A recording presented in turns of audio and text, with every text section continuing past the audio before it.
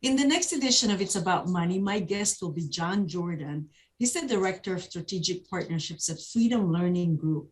If you are a veteran or a military spouse, you'd want to tune into this program. Join us in the next edition of It's About Money.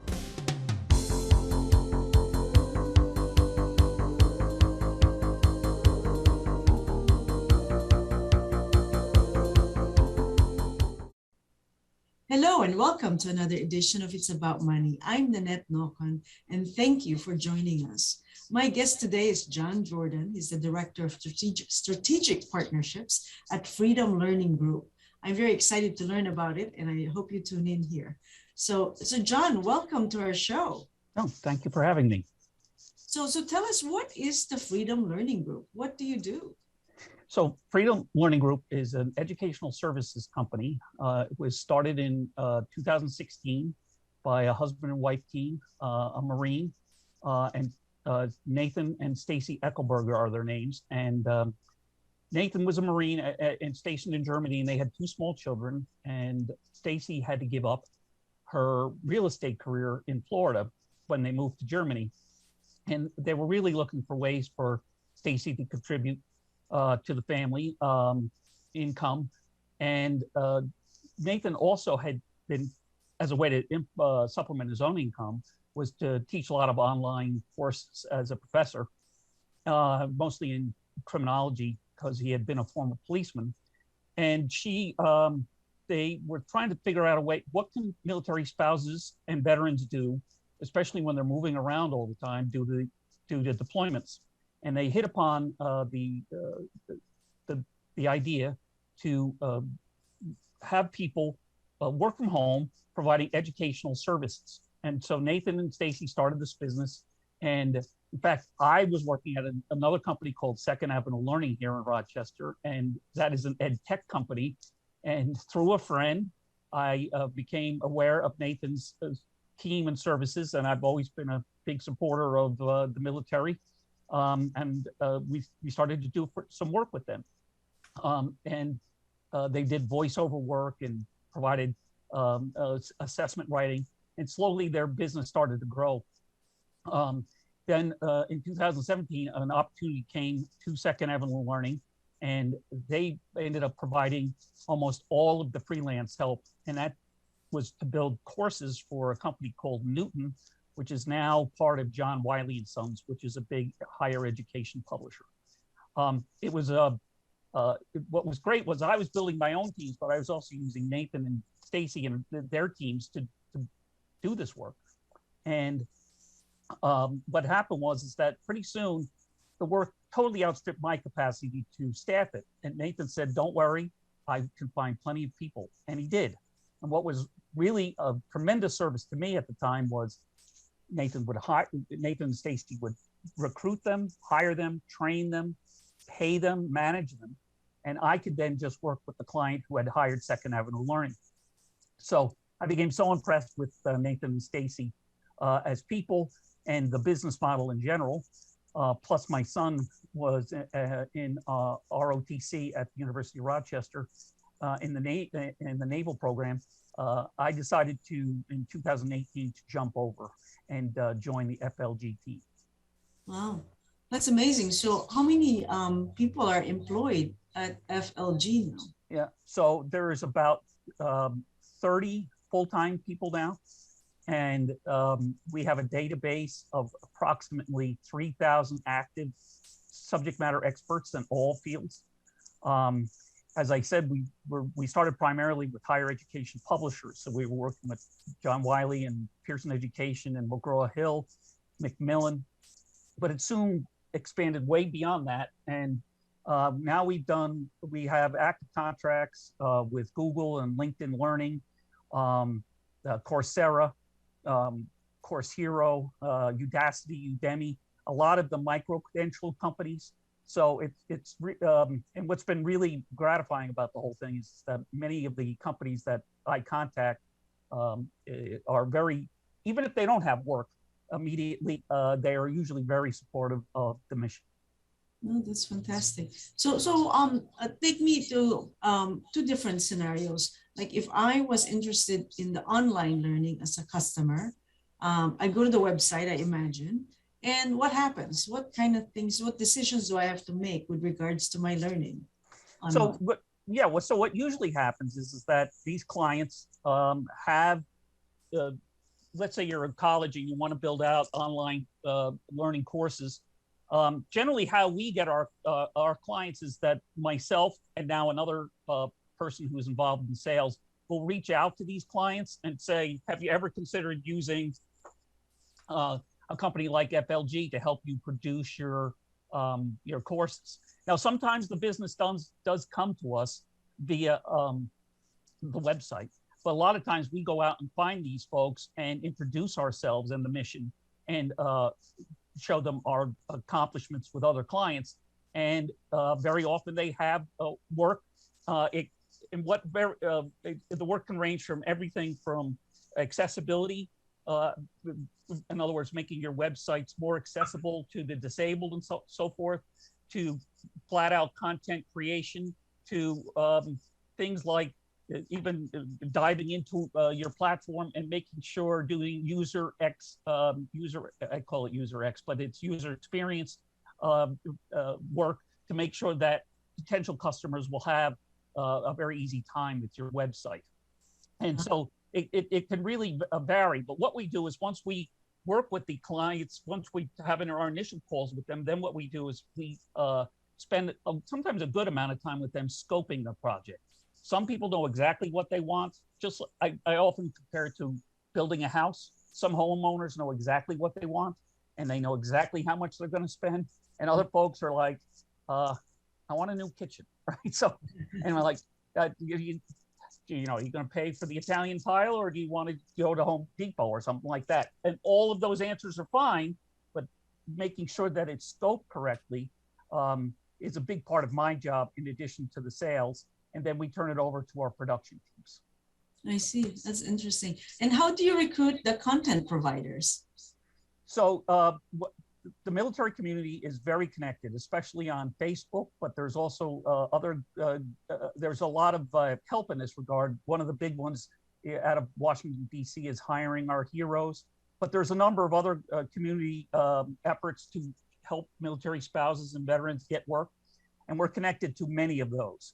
We are also probably a member of several hundred private Facebook groups that individual bases have.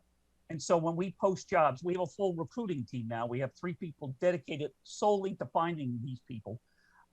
Based on our clients, they'll come in with all kinds of things. So at one point it could be, do you know people who know C++? And another client might come by and say, we're building a social emotional learning course about how to treat the LGBT community in a hospital situation.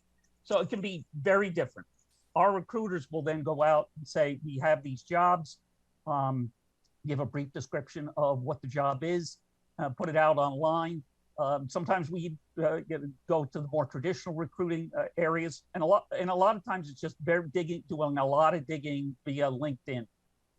Got it. Oh, that's great. That's really creative. Well, how did the pandemic impact the business? So that's a great question because our company has been 100% virtual from the very beginning. I'm in Rochester. Nathan and Stacy, as you heard, was in Germany. They're back in Florida now. Our accountant is in Minnesota. One of our other sales guys is in Pittsburgh. Our IT person is in Hawaii, and our SMEs are all over the world. So the pandemic actually was probably helped our company because a lot of our traditional competitors, you know, coming out of brick and mortar type situations, of course, had to shut down for a while, or their businesses were impacted in some ways. Whereas it really never changed. So we were always fully accessible. That's great. You're already on Vogue, so it probably got more. Did you see an increase in business activity in the number of? Actually, yes, it did, because what happened is a lot of businesses, especially in the professional training and development, a lot of companies went virtual, right? So they had to, their training materials, their HR, materials, the way that they basically interacted with their employees. A lot of times these companies, maybe they had some online presence, but it had to be bolstered incredibly in a much more robust way. And the universities, some universities had their online kind of offerings pretty well together, but many all of a sudden found themselves in a very inadequate solution for their students. So they were looking for companies to come and help them bolster their product line in a major way over a very short time frame. So we earned a number of different contracts that way. That's great. That's wonderful. And I love that, you target the content providers to be military spouses and veterans. That's remarkable. Yes. In terms of your background, getting into the business, and you've talked about, your a little bit of background. What kind of drew you in? And this is the reason why I want to be a part of this organization. You talked about the founders being remarkable people, but what about the business that you really like? So I had been working in the publishing business for, well, it's hard to believe, but basically since 1986. I started in the magazine business. I worked at Rolling Stone and Us magazine at one point.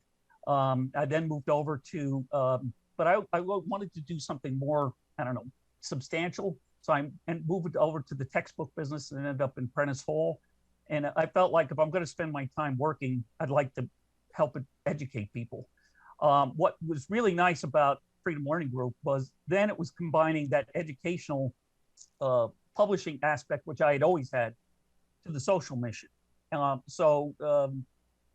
It's very nice to get up each morning and not only do work that I know and find interest in and will think other people will benefit from, but to substantially help people when many of the military spouses have young families and the military doesn't pay a ton, especially if you're enlisted. So to help them, we even though we're a small company, since we incorporated in 2017, we paid out over $7 million in wages. And so that's a tangible result that I take great satisfaction in being a part of. Yeah, oh, that's remarkable. I think that's so good. I have not heard of the business model like yours, but I can see how it would work. It's really just providing a service to connect a learner with a provider, right? But being able to help the military, and military spouses and veterans. I think it helps reduce the requirement for mobility, right? In cases where there may be a disability or something like that. Oh, that too. In fact, we have a number of veterans who unfortunately suffered brain injury as a result of their service, a lot of it around the Iraq and Afghanistan wars. And so they often cannot work in a normal setting. So they can work from home where they have all of their, the rest of their care set up. But they're incredibly valuable, especially, for example, accessibility testing. Mm-hmm. A lot of that's for disabled people. To have actual disabled people doing the accessibility work is extremely valuable to the companies, because that's sometimes a very hard thing for companies to get their arms around. Right. That's great. So give them an opportunity to make a good living and participate and help teach other people. So that's really remarkable.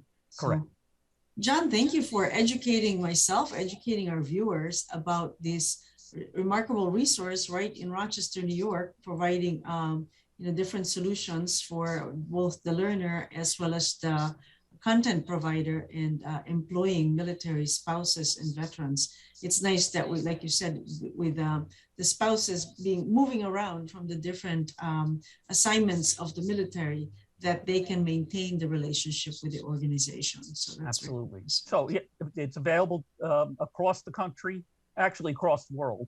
It's at freedomlearninggroup.com. It's all 3 words all together, .com. And you'll find our website, and there's a place for people to sign up and become an SME. And also you can see the kind of work that we've done. That's great, remarkable. All the best to you and the owners and all the people in your team. I hope that you continue to stay strong and be able to help our military spouses and veterans. All the best to you. Yeah, thank you. Thank you for having me on. I appreciate it. My pleasure. And thank you, our guests, for joining us today. It's About Money. I'm Nannette Nocon. Until next time.